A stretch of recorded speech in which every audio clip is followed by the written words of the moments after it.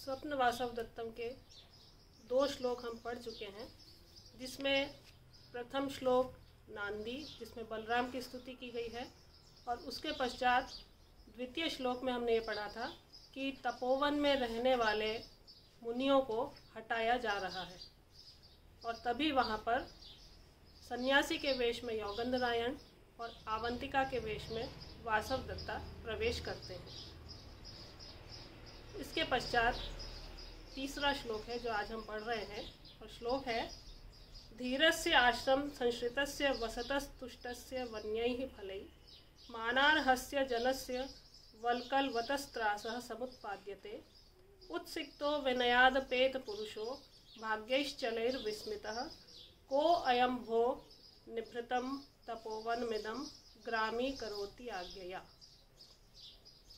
इसका अन्वय है धीरस्य वन्यैः फलैः तुष्टस्य वसतः वल्कलवतः मानार्हस्य आश्रम संश्रितस्य जनस्य त्रासः समुत्पाद्यते भो उत्सिक्तः विनयादपेत पुरुषः चलैः भाग्यैः विस्मितः अयं कः इदं निभृतं तपोवनम आज्ञया ग्रामी करोति।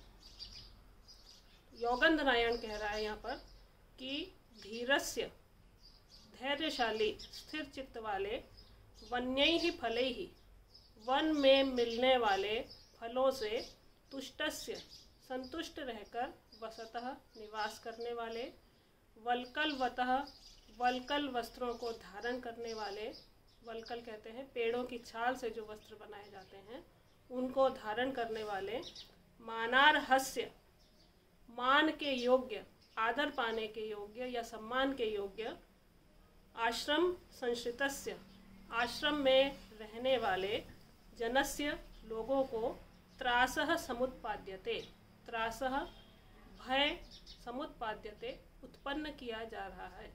तपोवन में रहने वाले जो तपस्वी या मुनिजन हैं उनके विषय में यहाँ पर कहा जा रहा है भो उत्सिक्तः, भो अरे, उत्सिक्त उद्दंड, विनयाद पेत पुरुषः विनय से या नम्रता से रहित, और चलैः भाग्यैः विस्मितः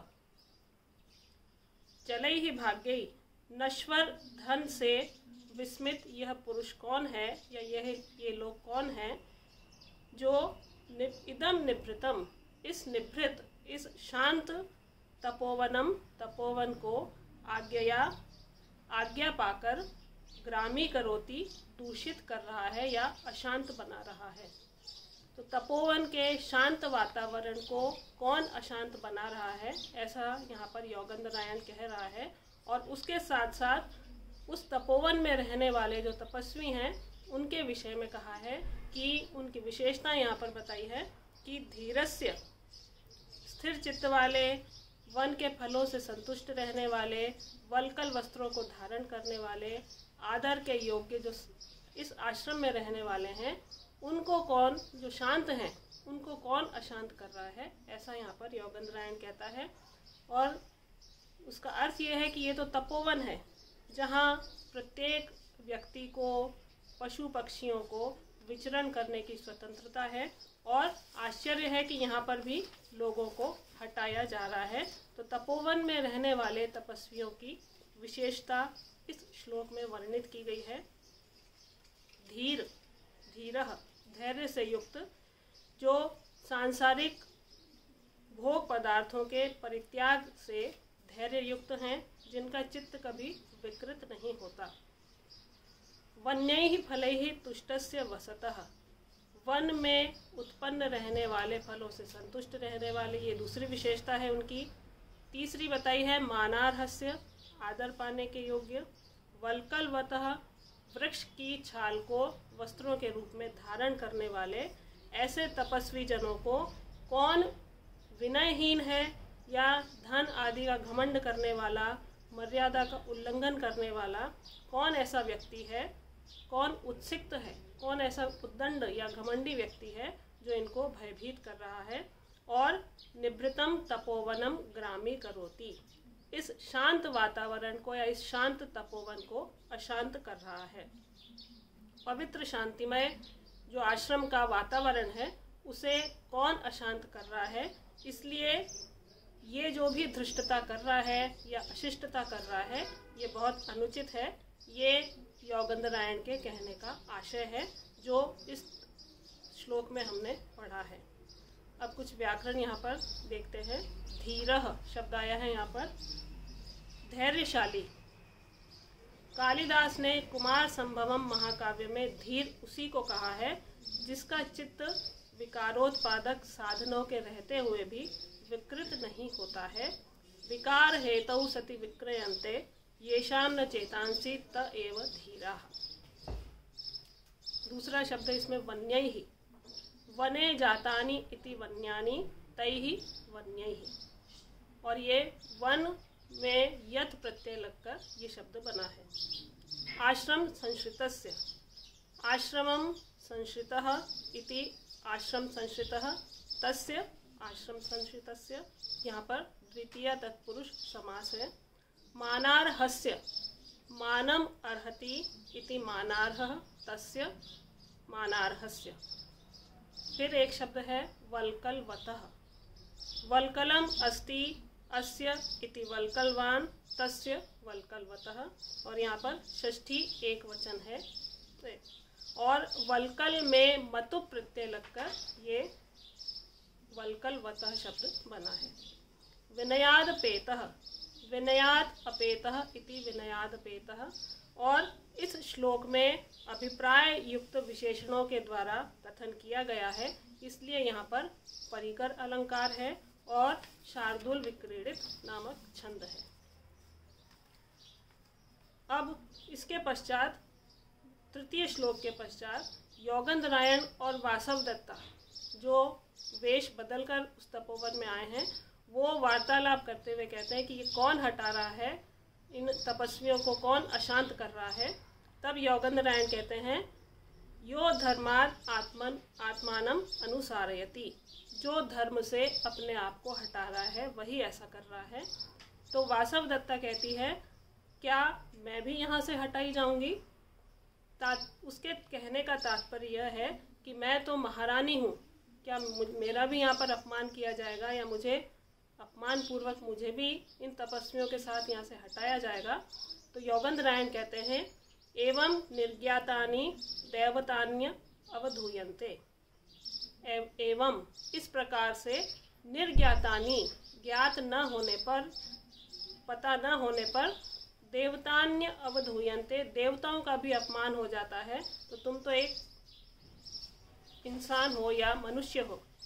इस पर वासवदत्ता का कथन है कि मुझे चलने की थकान से उतनी पीड़ा नहीं हो रही है जितना यहाँ से हटाए जाने के अपमान को सोचकर मुझे पीड़ा हो रही है, क्योंकि वो महारानी है किंतु अभी वेश दूसरा उसने धारण किया है, लेकिन मनोव्यथा उसकी वही है। इसलिए वो कहती है कि मुझे पीड़ा महसूस हो रही है कि मुझे भी यहाँ से हटाया जाएगा। तब योगेंद्रायण कहते हैं भुक्तोज्जित एव विषयो अत्र भवत्या नात्र चिंता कार्या। भुक्तोज्जित, आपने तो भुक्त करके उज्जित, भोग करके जिसको छोड़ दिया है, इसलिए आपको इस विषय में नात्र चिंता कार्या, चिंता नहीं करनी चाहिए।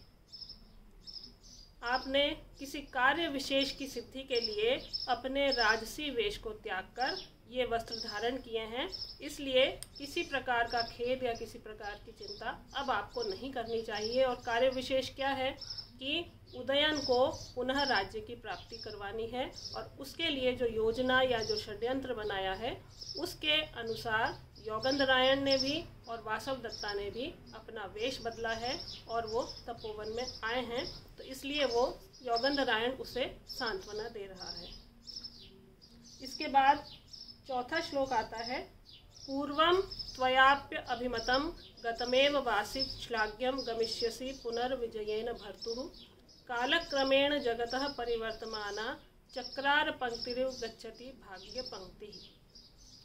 इसका अन्वय है पूर्वं त्वया अपि एवं श्लाघ्यम अभिमतं गतम आसीत् पुनः भर्तुः विजयेन गमिष्यसि जगतः भाग्यपंक्तिः चक्रारपंक्तिः इव कालक्रमेण परिवर्तमाना गच्छति।